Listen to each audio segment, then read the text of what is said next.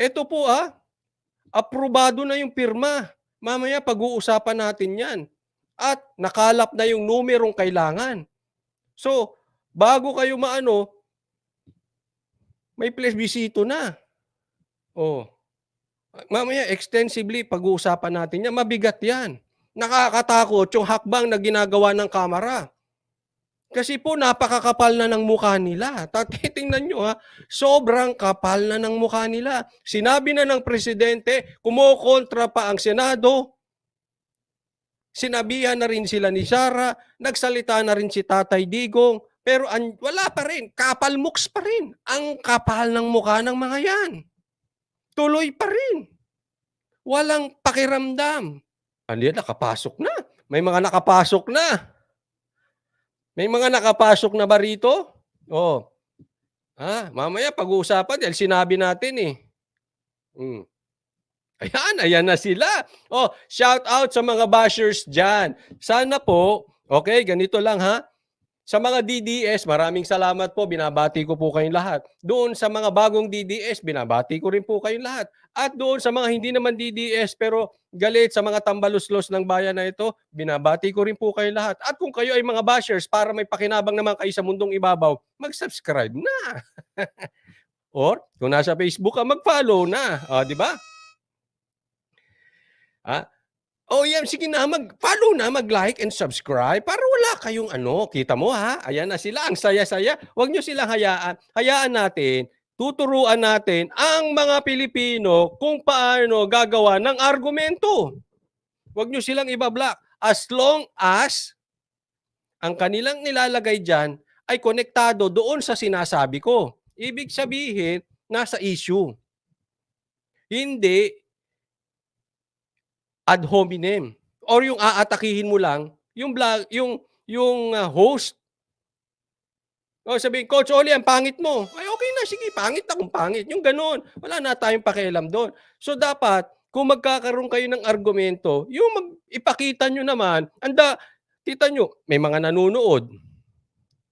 Tapos ipapakita nyo yung kabobohan nyo. Di ba? Huwag ganun. Magko-comment ka na lang din ng pambabash, pakita mo yung laman ng utak mo. Di ba? Samahan mo na rin ng ebidensya. Di po ba? So, wag tayong, ayan, katulad yan. Ay, Boss Oily. Ayan, kita nyo. Troll na troll sila. Ang saya-saya. Pasok na. Tingnan nyo yung title ko, Kampanya Siraan ng Duterte May Go Signal na. At hindi lang po Duterte sinasabi ko sa inyo. Last week ko pa sinasabi, sisiraan ang Duterte kasama ang Duterte vloggers. Di ba? Tama po ba ako? Tama-tama. Nakikita nyo na ba? Ang tagal nating walang bashers ngayon ayan na naman sila. Yung huling bashers na naramdaman ko is yung panahon ng eleksyon. At pag dumating sila, bulto. Pak, talagang yan. Ngayon, ganun na rin nangyayari. So, magbigay tayo ng magandang argumento, hindi yung, ay, si Duterte, dutae. Ano ba namang klase ng utak ng mga Pilipino? Dutae. Ano pa ba? Ayan. Hindi, totoo yan Bulto yan pag dumating.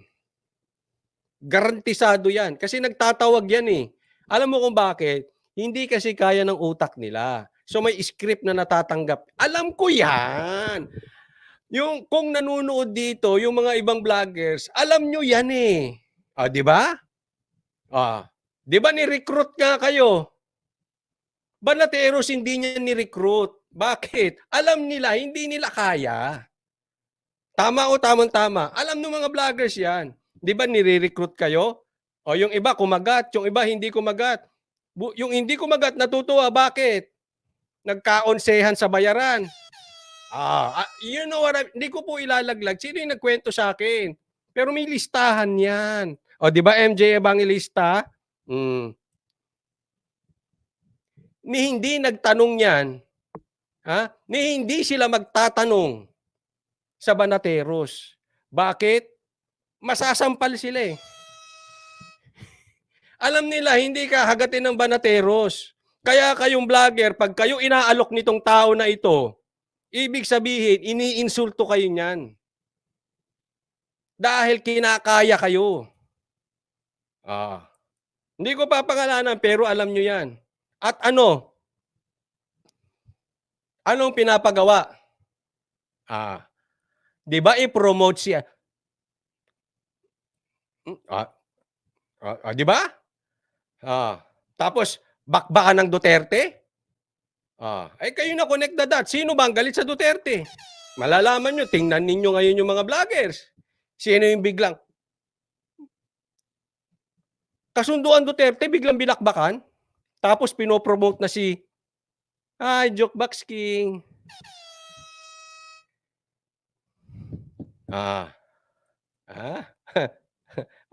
Huwag kayong makalapit-lapit sa Banateros, sasampalin kayo ni Dada.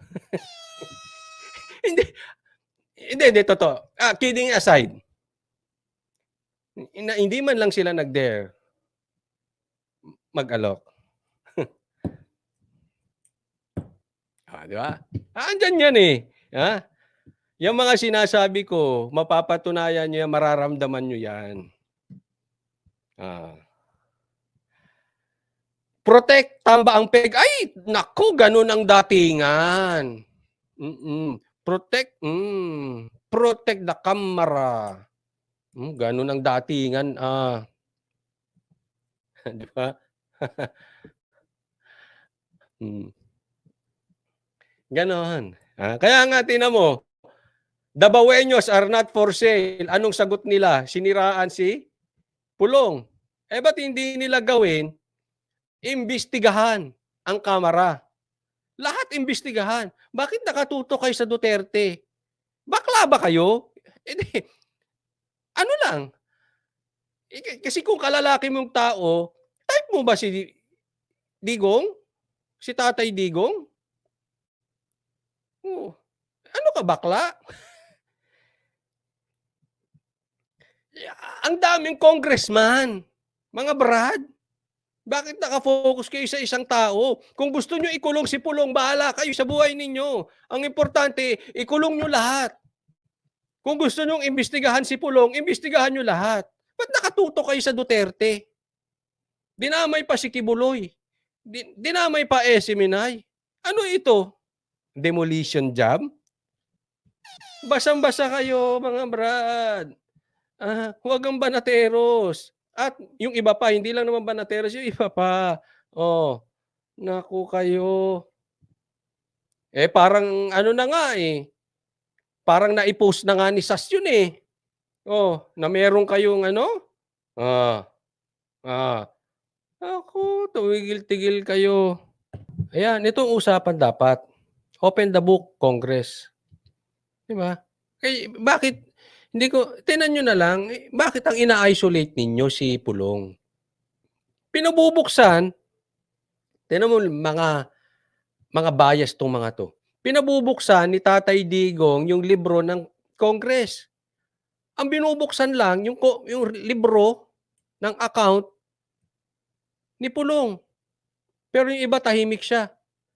Sige, kung bubulat-latin nyo at malalakas ang loob ninyo na bulat-latin ang records at accounting ng Duterte, kung hindi kayo bakla, kung hindi kayo bias, kung hindi kayo duwag at hindi kayo mukhang pera, hinahamon namin kayo, bulat-latin nyo nga yung records din ni Tamba. Bakit naka-Duterte? Bakla ba kayo? Bakit si Pulong lang ang inyong inaano? Ang binabanatan ninyo? Hindi nyo matanong?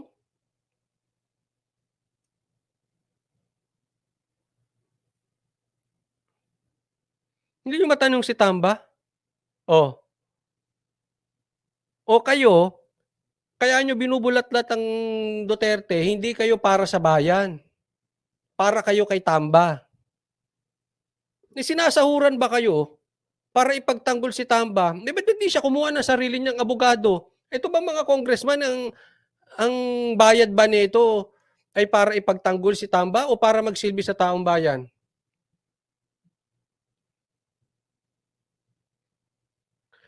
Mirna Magno, sabi niya, walang korap sa mga Duterte, search yung buong Davao. Correct. Kenneth Domingo, bias ka rin naman, Coach Oli. Bakit hindi mo minsan itapik yung 51 billion na pulong? Ayan ang problema sa inyo, hindi kayo nagre-research eh. Tinapik ko na yan. Isang buong live ko nga siya lang ang topic ko. Hanapin ko, panoorin mo ha. Tapos mag-like ka. Gusto mo mag-super chat ka pa, animal. Oh, relax ka lang. Hanapin ko, papakita ko sa'yo. May hihilig nyo kasi magagaganyan. Hindi ko ba tinapik yung 51 billion?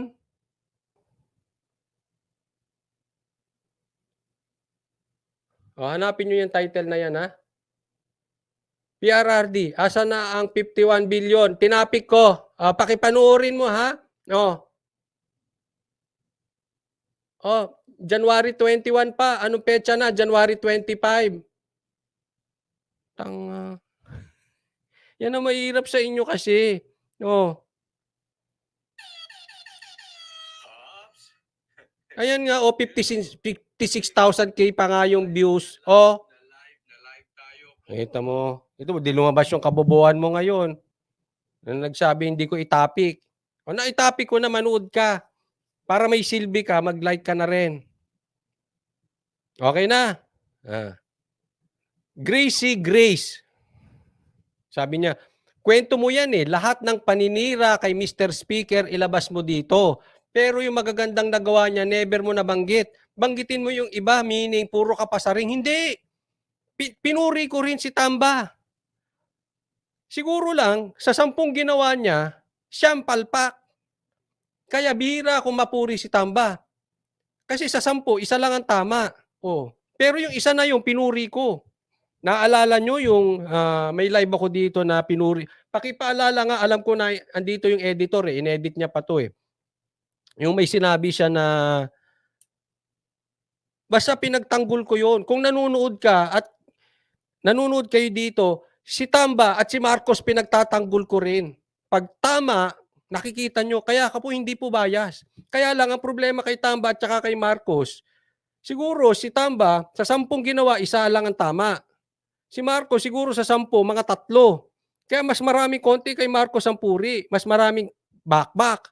Ganon din kay Tamba. Kaya lang si Tamba, grabe ito. Ito ang pinakamatindi. Medyo makapal kasi ang muka eh. Talagang palpak na palpak si Tamba. Rasit Terasya, maraming salamat po sa stars. Ano yun? Ito pakinggan nyo. Abangan ninyo. Pinupuri ko si Tamba. Yung iba nga, nagagalit pa sa akin, ba't ko pinupuri eh. Napagbintangan pa nga kaming bayad dyan eh, di ba? Kasi po, patas kami. Tandaan nyo po ang Banateros Brothers, patas. Pinupuri si Marcos, pinupuri si Tamba. Kaya kami napagbibintangan. Tapos ngayon, sasabihin mo, puro lang masasama nakikita. Hindi.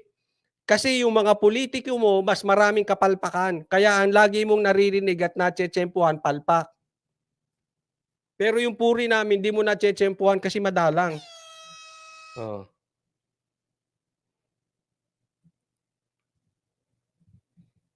Meron akong proof, hindi ko lang mahanap sa dami ng live ko. At saka, sa konti ng puri ko.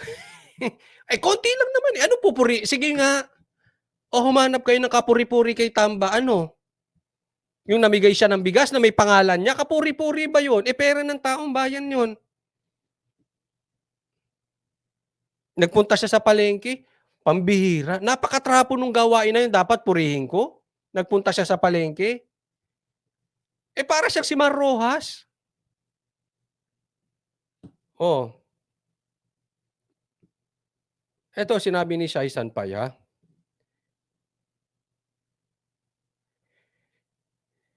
Yan. Hinahanap nun ng editor. Sige. Sabihin mo lahat. I-post mo rito yung puri ko kay Marcos at saka kay Tamba. Sinasabi nyo, wala eh. Eh, sabi ni ano, ni Shai Sanpay, 'pag tama pinapalakpakan, 'pag mali binabanatan. Ganyan ang Banateros, ganyan. Kaya kami ano, eh. Eh, pati si Duterte binanatan ko yan nung eleksyon. Totoo, patas kami. Kahit mahal na mahal ko si Duterte dahil sa ginagawa niya, binakbakan ko rin yun ng eleksyon. Hindi naman lagi, mga 2 beses lang. Eh, 2 lang naman yung mali niya, eh. Hmm. Ayun, galing ni Karil, oh. Nasaan na yung ilang araw na bibilangin ng mga smugglers? Hindi, hindi yan, hindi yan. Sabi ni Mi Resty, paano nga pupurihin si Tamba? Oo nga, ang hirap, eh. Magmumukha lang kaming bias kasi ang hirap talaga humanap. Hindi ko nga alam paano nasisikmura ni Jukebox Vlogger yung kasi ang hirap, eh. Ang hirap i-promote, ang hirap promote ni Tamba, ha.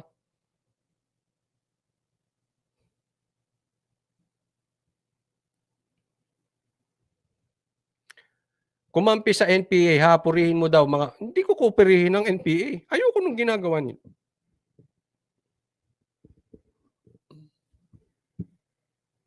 Andy Arcola, kita mo nagagalit pa sila ngayon, oh. Wala naman ako nakitang ginawa si Tambaluslos, napakaganid ng taong ito kaya dapat di mo na pinuri, oh, kita mo? Yung iba naman sasabihin hindi ah, hmm.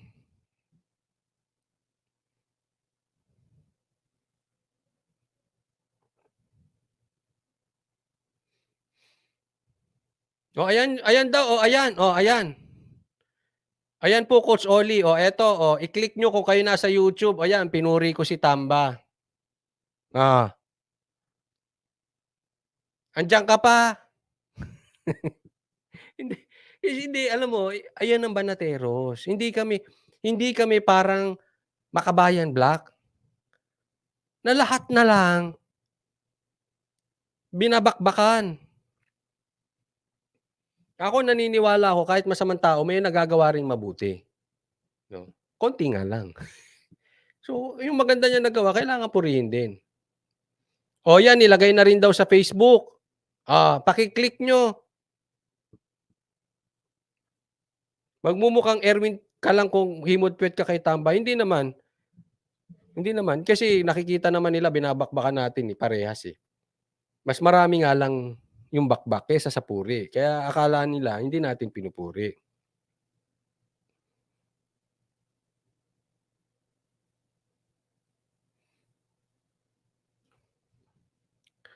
Eto sabi ni ano, Machits si Ruan, "Puriin mo daw Boss Oli na tumay si Tamba para ipagtanggol ang house, may bayag pero parang batang." Alam mo parang spoiled talaga 'to si ano, eh. Tingnan mo lahat sinagot niya. Ang tanong, sinagot ba niya yung pinsan niyang si Amy? Ba't di niya sagutin si Amy? Takot ka kay Amy? Ako nagtatanong lang, Tamba. Mr. Speaker Romualdez, takot ka kay Amy? Yung mga pasaring sa'yo ng Senado, sinasagot mo. Pasaring sa'yo ni Bato, bakit kay Amy ayaw mo siyang sagutin? Takot ka sa babae? Takot ka kay Amy? Oh, hindi ka po ba nanonood ng balita? Puro ka kasi nood sa mga bayarang vloggers. Kaya hindi mo nababalita ang mga magagandang nagawa niya. At sino 'tong nag-comment na 'to? Ang magagandang nagawa ni Tamba? O sige, sige, discuss natin. Anong nagawang maganda ni Tamba? Antayin natin ang sagot ni ano, ni Marshall, ikaw ba 'yan? Oh, anong magandang nagawa ni sige nga, sa mga makatamba rito, sagutin natin. Anong magagandang nagawa ni Tamba? Antayin namin kayo.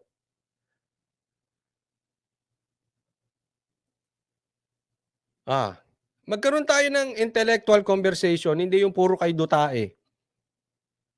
Asan na kayo ngayon? Hindi kayo ano, "Hoy, Marcial!" Hindi nababalita. Ano, sige maghanap ka, anong magandang nagawa ni Tamba? Sige. Kita mo hindi kayo makasagot? Sabi ni Buhay Canada 519, maglagay sa kanyang mukha sa mga ayuda at ginagamit ng DSWD. Yan. Ang galing niya magsuhol sa tao, hindi grabe.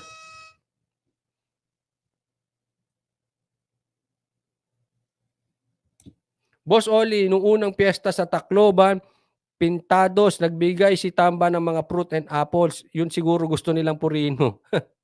Pambihira 'no. Magpalaki ng tiyan.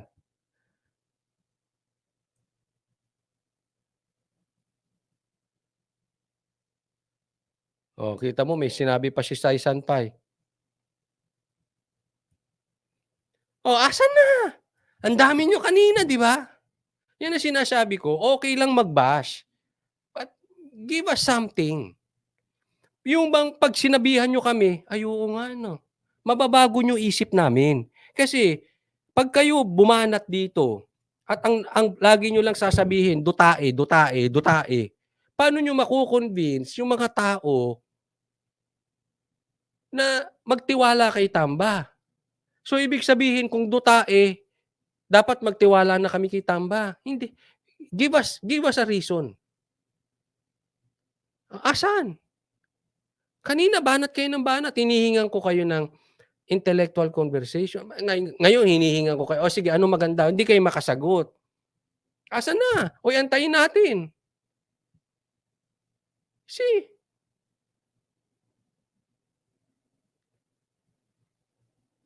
tapos sasabihan niyo ko, ikaw nga supporter na ni Romualdez, eh. Hirap na hirap kang humanap ng maganda, na pupurihin si Romualdez. Ako pang hindi supporter ni Romualdez, sasabihan mo ako na purihin ko naman. Oh, kita nangangamote ka na nga diyan, eh. Asan na kayo? Oh, kita mo nagsisilaho kayo? Yan. Congratulations DDS, yan yung sinasabi ko. Hihingi tayo ng ebidensya, sige purihin natin, asan? Ano?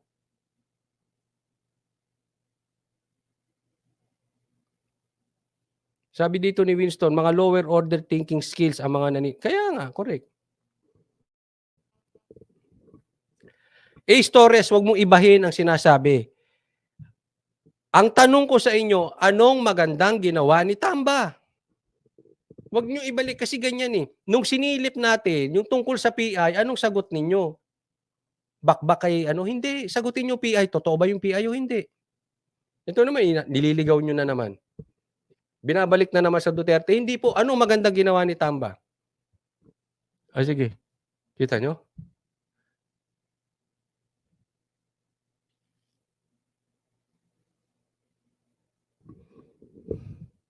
See. Kaya ang banat nila laging ad hominem. Yan ang sinasabi ko, eh. If you will get, vloggers or trolls, bashers, kumuha naman kayo nung mga ano, neto. Hindi naman kailangan matalino importante, hindi lang nagbabasa ng script, nagre-research din. O wala na. 'Di naubos. Kanina ang daming bashers, eh, 'di ba? Ngayon naubos. Sa mga bagong pasok, eto po kasi, may nagsabi, "Coach Oli, puro ka po na. Bakit hindi mo naman purihin yung ibang magaganda ni Tamba?" O sabi ko, "Sige, pakilagay yung magandang ginawa ni Tamba, pupurihin ko." Wala na. Naubos sila. Nawala yung mga bashers. Nakatingin kasi kayo sa script. Sabi, "Baka di pa nagre-reply handler nila kung ano dapat isasagot." Ay, oo. Te-text nila yung manager nila, "Hello, ano ba ito, hinihingan kami ng maganda." Oh, pagpasok niyan dito, iisa sasabihin niyan,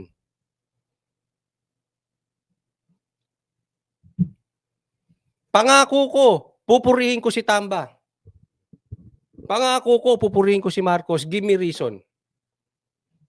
Oh, ang ganda nung sinabi ni Bright Naria, "Coach, natalo sila ng sarili nilang argumento." Patas ako, nakikita niyo naman pinupuri natin si Marcos saka si Romualdez, eh. Bira lang, inaamin natin bira. Kaya nga sabi ko, "Sige ilagay niyo, pupurihin ko, promise ko sa inyo." Oh. Patas ang banateros. Galit kaya si Banat Bay sa ganyang pag-ano, "Huwag kayong parang NPA, huwag kayong parang Makabayan Black." Ganyan yung sinasabi niya sa Makabayan Black ka ba, Coach Oli? Gano'n. Huwag yung puro bakbak lang. Kailangan 'pag may maganda sabihin niyo rin. Denny, sabi niya, "Coach Oli, kanina pa ako nakikinig, naka-headset lang po ako habang nagmomotor, natatawa ako sa mga basher mo. Walang masabing kapuri-puri." Mag-iingat ka, Dennis, ha? Naku, nagmomotor ka. Isa sa pinakamagandang ginawa ni Tamba ay yung birahin ng mga Duterte at tanggalan ng confidential funds. So, 'di ba nakakatawa? Hello, hoy! Sabi nito ni Andy, nagsitago sa lungga kasi mga bobo. Tanga, patas ako. Pupurihin ko talaga. Huwag niyo naman sabihin purihin ko yung windmill. Pambihira, walang ganunan. Ha? Oh, asan na? Sus Maria Joseph. Anong nangyari sa bansang Pilipinas? Now, let that be a lesson. Eto para sa lahat po ng politiko. Una, huwag kayong kukuha ng trolls at bashers at huwag kayong magbabayad ng vloggers. Pero kung matigas ang ulo ninyo, kukuha kayo, kumuha naman kayo ng may utak. Don't feed them kung anong sasabihin. Let them do the research. Sayang ang bayad nyo eh. Pag finid nyo sila ng script, mga bopols yan. Although mas maganda talaga, Duterte style. Ano? Kusang loob. Organic. Yan kasi may mga masasabi. O ano, nawala na. Asan na? Ang bira tong mga ito. Sige na please. Kasi alam mo, ayoko po kasi maging taong puro lang bakbak. Ito totoo to. Lagi ako naghahanap ng isang maganda sa isang tao. Kasi ako naniniwala kahit masama ang tao, may nagagawa pa ring mabuti. Please help me. Give me a reason para purihin ko si Tamba. Pangako, pupurihin ko. Huy! Asan na kayo? Mateo, hindi yan ang sagot. Mateo, ang sabihin mo, ano ang magandang ginawa ni Tamba? Pupurihin ko. Yun ang sagutin mo, Mateo Lucas. Antayin ko, Mateo Lucas, ha?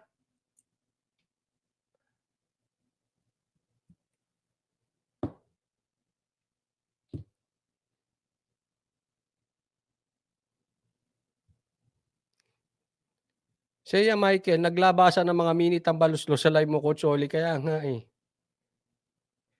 Coach Oli, may posibilidad po ba na tumakbo si Pulong? Hindi ko rin sure eh. Ang may posibilidad si Tatay Digong tsaka si Sara. Sabi ni Irene, tulog na ang direktor nila. Ay, tulog na manager ninyo. Yung tagabigay ng script. Nawala sila oh.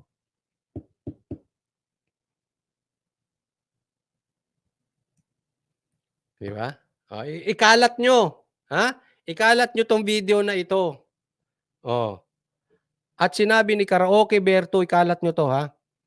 Halata mo yung troll kasi walang logic. Kita? Nawala sila. Kalat nyo to. Makikita naman sa live eh. Lumalabas yung ano, yung comments. Nawala.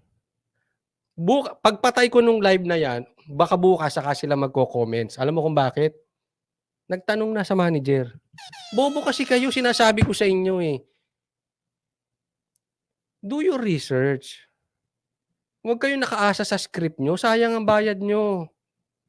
Dennis, hindi mo na itatanong Coach Oli News PH, kakapanood ko sa'yo nung time na mga nagpapapirma dito sa lugar namin, nagamit ko yung argumento mo, tuloy, di na ako pinapansin nagpapapirma. Anong argumento yon? Ano po yon? O, di ba seriously, nawala sila. Kanina ba, bakbak ng bakbak? Ganyan kasi sila. Sinasabi ko, you stick to the issue. Kita mo, wala sila maisagot. Anong binabalik nila? Duta eh. tungkol kay Duterte. Hindi po yun. Gusto kong purihin si Tamba. Please, gusto kong purihin si Tamba. Give me reason. Kita mo yung sagot ni ano, bias ka lang talaga, coach. Hindi, bigyan mo ko ng reason, pupurihin ko si Tamba now na. Jelmar, hindi mamaya, huwag kang magtatanong. Ano nga? Kasi pag nagtanong ka, ibig sabihin, hindi mo ni-research yung tao. Tapos iboboto mo. Pag nagsalita ka ng ganyan, bias ka talaga, ibig sabihin, dapat, na-research mo yung tao. So may isasagot ka.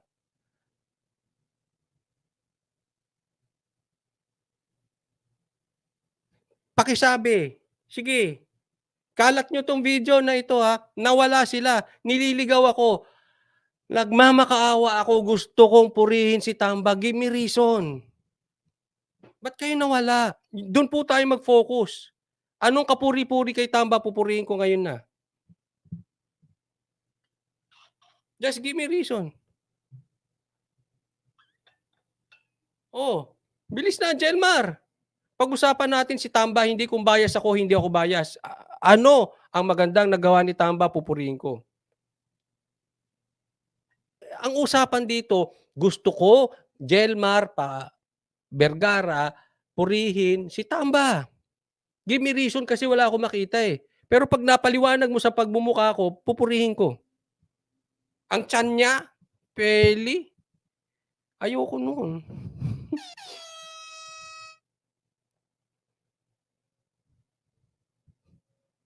Diba?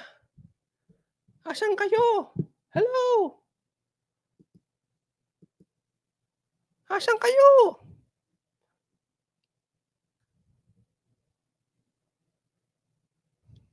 Ganun lang pala magpaalis ng mga trolls. Tingnan mo, nauubos ang trolls ko. Nauubos ang mga bashers ko. Banat bay, Boss Dada. Ganun, mauubos ang mga bashers nyo. Sabihin nyo lang, gusto kong purihin si Tamba. Tamba. Tamba. Tamba. Tingnan mo. Gusto kong purihin si Tamba, bigyan nyo ako ng rason. Anong pupurihin ko kay Tamba? Mawawala. Kita mo nawala yung mga bashers.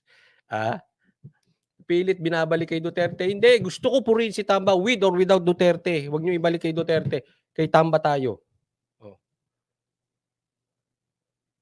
Kita nyo. Kanina, kita nyo, ang daming bashers. Ang saya-saya, di ba? Naubos.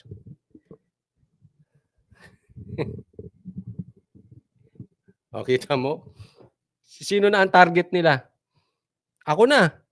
Dahil, sabihin mo one-sided. So kung one-sided ako, may tama na si Tamba? Sige, one-sided. Sige. Ano pupurihin ko kay Tamba? Sabi ni Tita Liza, bukas na yan sasagot, baka magre-research na pa yan. Magtatanong yan sa manager nila. Tatanong. Tapos dun sa mga bayarang vloggers ni Tamba, tatanong. Tapos yun ang isasagot. Sasagot yan, hindi sa live. Hindi nila kasi kaya eh. Di ba pinakita ko sa inyo? Ang Banateros patas. Sa totoo, nagre-research kami ng kapuri-puri sa kanila. Totoo yan. Para hindi kami mukhang bias. Hindi kami talaga bias kasi lahat ng tao, uulitin ko, kahit napakasama pa yan, merong magagawang tama yan. So, babakbakan mo pero may tama. Let this be a lesson, ha? Pakikalat po to, especially last part na ito. Wala silang nagawa. Sila nga mismo supporters na ni Tamba, wala silang masabi eh.